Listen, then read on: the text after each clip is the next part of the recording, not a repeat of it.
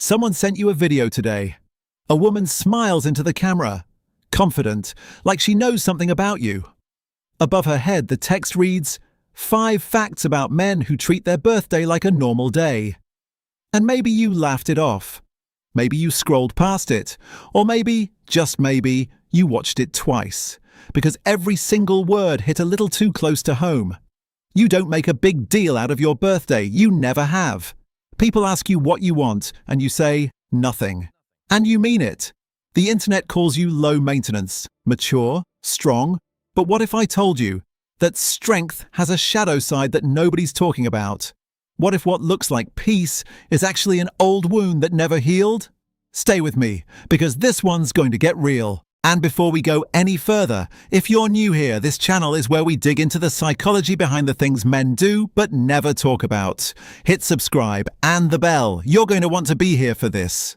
So this short video goes viral. Millions of views, thousands of comments from men saying, "This is literally me," and finally someone gets it. The video lists 5 traits of men who don't celebrate their birthdays. 1. They're used to doing life alone. From childhood, nobody made a big deal out of their special moments, so they learned not to expect anything.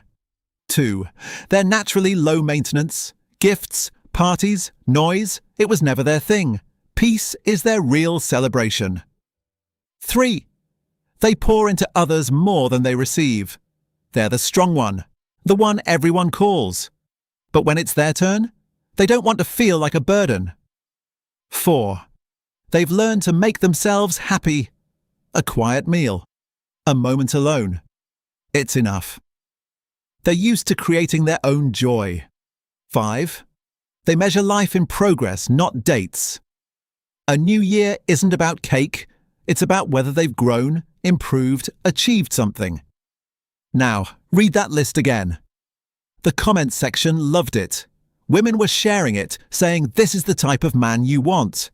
Men were tagging themselves, nodding along, finally feeling seen.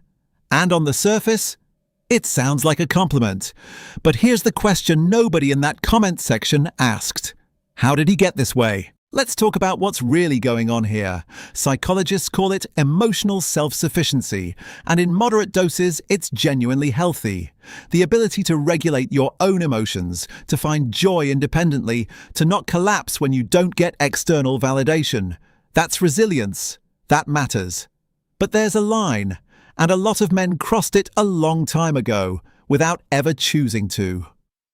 Think about that first fact from the video. From childhood, nobody really saw them or made a big deal out of their special moments. That's not a personality trait. That's an adaptation.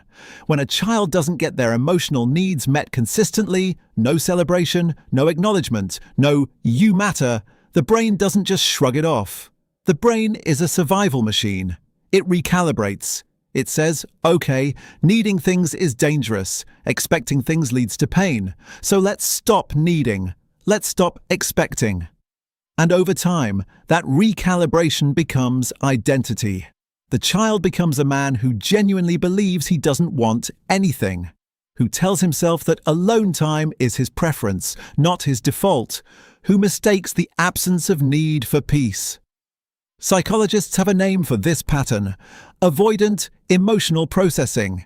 It shows up in people who learned early that expressing needs, even small ones, like wanting to be celebrated on your birthday, was either pointless or punished. And here's the thing about avoidant patterns. They don't feel like avoidance. They feel like strength. Let me tell you a story that captures this perfectly. A man recently turned 40. A close friend, someone he trusted, convinced him to go to dinner. She made the reservations.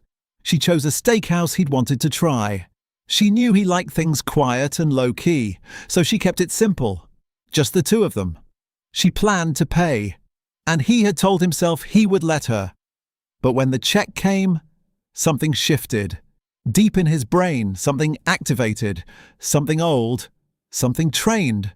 And before he could stop himself, he reached for the bill. She pushed back. He insisted.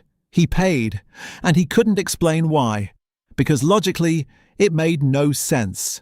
She made more money than him. She invited him. It was his birthday. Letting her pay wasn't weakness, it was just dinner. But logic wasn't driving that moment. Something else was. He traced it back later. His mother. He'd been supporting her financially since his early teens, working just under full-time hours all through high school and college, handing over almost every paycheck. And when he couldn't give anymore, when he had nothing left, she stole from him. That's the lesson he learned about love. Love is transactional. You receive it only as long as you're providing it. And if even your own mother couldn't love you without conditions, why would anyone else? That belief, planted in a teenager, watered by years of evidence, doesn't disappear because you're now 40 and sitting at a steakhouse. It lives in the body. It activates before the conscious mind can intervene.